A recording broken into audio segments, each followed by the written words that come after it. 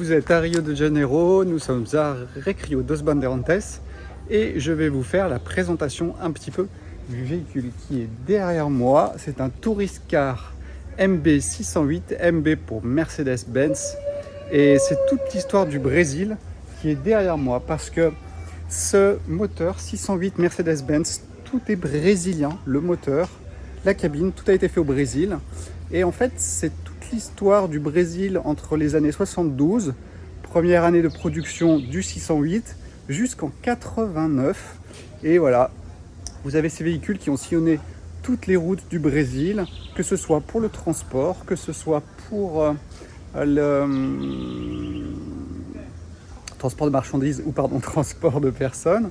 Et puis vous avez juste à côté de moi un D8D, encore une antiquité, et qui roule encore très bien. Alors l'avantage de ces moteurs, c'est qu'ils étaient faits pour être simples à entretenir, qui puissent durer longtemps. Celui-là a 300 000 km et on peut aller à 1 million de kilomètres normalement sans problème. Donc voilà, j'espère qu'il me portera bien jusqu'à cette distance-là. Ça m'étonnerait que j'atteigne 1 million de kilomètres, sauf si je fais le tour des États-Unis ensuite. Donc comme prévu, je vais vous faire un petit tour.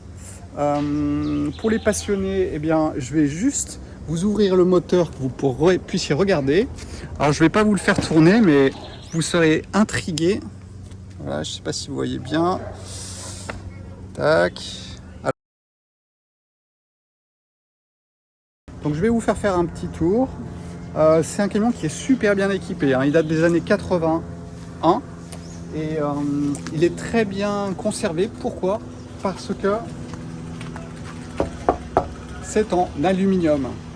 Et puis tout le toit est en toile de verre. Donc ce qui compte, c'est ce que j'ai fait il n'y a pas très longtemps, c'était de refaire la peinture du toit, remettre 2 couches, poncer.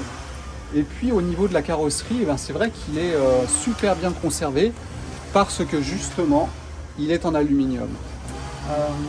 De plus, celui-là est un petit peu particulier, hein. J'ai pu discuter avec le deuxième propriétaire et il m'a expliqué tout simplement qu'il avait été sous abri pendant, je sais pas, de 1981, on est en 2022, donc vous imaginez, ça fait 40 ans. Et bien pendant à peu près 35 ans, il a été abrité durant ces moments de stationnement. 300 000 km, c'est quand même pas mal, hein, pour un camping-car.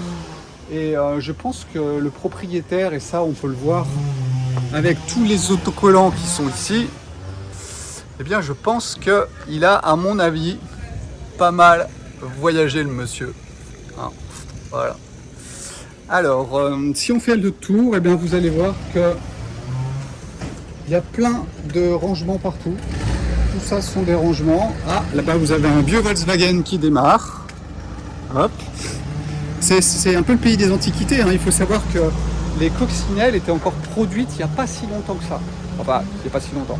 Il y a peut-être, alors je me souviens plus, c'est dans les années 80 ou 90, je sais plus. Donc c'est pour ça qu'on en trouve encore beaucoup.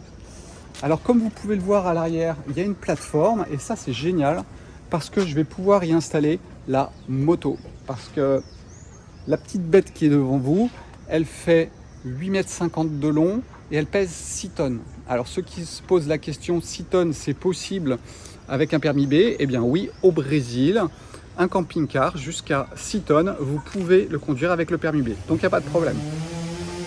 Donc ce que je vais faire, c'est que il va falloir enlever, ce que je pensais moi c'était l'agrandir un tout petit peu pour monter en sécurité avec la moto. Un rail, hop, la moto est derrière. Et puis du coup, je peux sillonner toutes les routes qui vont être autour de moi sans me poser de questions. J'aurai aussi un vélo que je vais sûrement mettre à l'avant en mettant une boule à l'avant. Et clac, comme ça je pourrais accrocher le vélo devant. On a un petit peu de travaux à côté avec les arbres. J'espère que ce ne sera pas trop gênant. Voilà, c'est la fin de la tronçonneuse. Donc on continue, 250 litres d'eau de réserve, ce qui est vraiment très important. Et puis surtout, vous avez le gaz.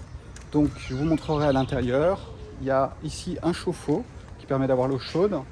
Et puis la gazinière. Enfin, c'est vraiment le grand luxe des années 80. Et maintenant, je vais vous montrer ça à l'intérieur. Voilà, hop, alors j'ai fait un petit peu de changement de déco. Ça c'est l'échelle pour monter sur le toit parce qu'il est quand même assez haut. Et puis l'élément indispensable, le multimètre pour savoir où vont les fils et qu'est-ce qu'il y a dessus, parce qu'il y a vraiment beaucoup de fils partout. Alors voilà le poste conducteur. Moi j'adore. Quand on voit un petit peu l'ancien look, c'est quand même assez exceptionnel. Alors c'est une petite boîte de nuit ce camion, parce que le gars a installé des enceintes partout. J'ai remodifié l'ampli qui était en bas à gauche, et du coup maintenant on a vraiment une boîte de nuit dans le camion. Voilà, vous avez une visibilité qui reste quand même assez exceptionnelle. J'ai fait installer, ou du moins non, j'ai installé, pardon, une caméra de recul, mais je me suis dit que le mieux c'était quand même de mettre ma GoPro qui a un meilleur grand angle et qui permet de mieux voir ce qui se passe derrière, puisque je vais être tout seul, donc ça va être plus simple. Alors ici vous avez, donc il y a 7 couchages normalement qui sont prévus. Ça se transforme en lit ici, ça se transforme en lit ici, et puis vous avez des couchettes qui sont là. Hop,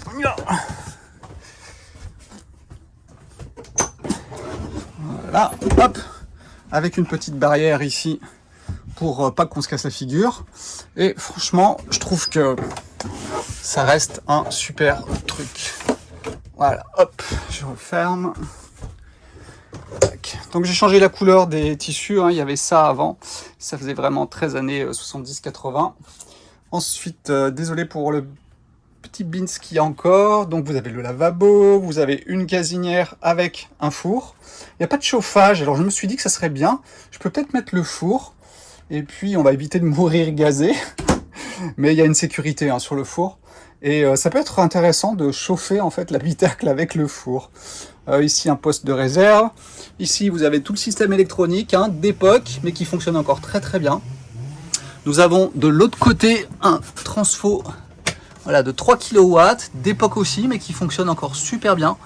On peut relier le camion au 110 ou au 220, puisqu'en fonction du sud ou du nord du Brésil, vous avez du 220 au nord du Brésil, et au sud du Brésil, c'est plutôt du 110. Un énorme frigo qui marche au gaz, donc ça c'est cool aussi, parce que du coup vous avez vraiment une autonomie sans électricité. Ensuite vous avez une salle de bain qui est ici, avec une douche. Alors ce que je vais faire, c'est des toilettes sèches, comme ça évitera les effluents, donc avec de la sûre, hein, ça sera très simple. Et puis voilà, une douche ici, hop, voilà. Et une chambre à la fin, nous sommes à l'arrière du camion. Voilà, avec quelques rangements, des enceintes encore ici, et voilà. Donc un lit qui doit faire à peu près 130, je crois. Donc ce qui est pas mal.